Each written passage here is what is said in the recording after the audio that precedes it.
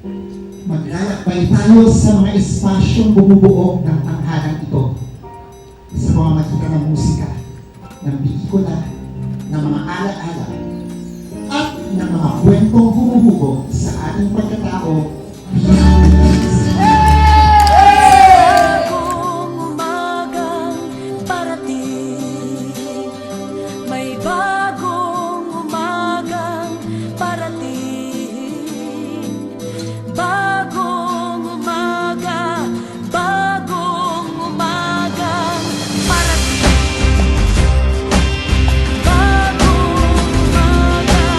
Bagong umaga parating. Isang tahanan ng sining, kultura, at malikhaing pangarap ng ating bawat Binyanense. Upo ang ating paniniwala na ang sining ay may kapangyarihang humubog ng pagkatao, magbigay ng pag-asa at magbukas ng mga oportunidad na makakapagpabago ng buhay ng bawat isa sa atin. Ang tanghalang ito ay hindi lamang isang gusali.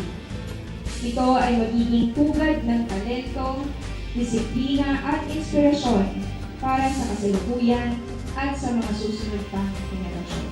Ang pamana ng ating lungsod, ang kultura ng ating lungsod ay ang kaluluwa ng ating lungsod. Kung wala tayong mga artistang Binyanense, mga kabataang Binyanense, kung wala tayong kasaysayan na pamamana, kung wala tayong singing, walang dahilan para itayo ang tanghalang ito.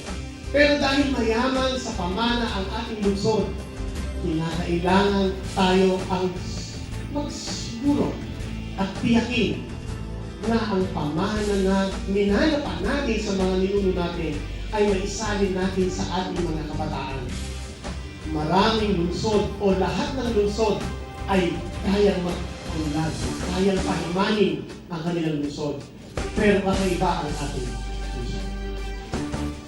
Meron tayong sariling pagkakakilanlan. Samantala ng ibang lungsod ay naghahanap ng kanilang pagkakakilanlan, tayo, kilala na po tayo. Ang challenge lang po sa atin ay ating proteksyonan ang mga ipinamana sa atin. Ngayong araw, sama-sama natin binuksan ang isang makasaysayang yugto para sa ating lungsod. Ang pagbubukas ng ating bagong tanghalan, isa itong gusaling itinayo hindi lamang sa simento at bakal, kundi sa paniwalang ang isang maunlad na lungsod ay hindi lamang sinusukat sa dami ng mga infrastruktura, kundi sa ilalim ng kanyang pagkakilanlan at sigla ng kanyang kultura. Ang tanghalang ito ay isang pangako ng sining, kultura at kasaysayan ay mananatiling mahalaga ng ating landas tungo sa isang mas maunlad, makatao at nagkakaisang binyan. Ang musika ay hindi lamang naririnig. Ito ay nagbubuklod. At gaya ng kanyang tanyag na awitin, tunay ng kay ganda ng ating musika.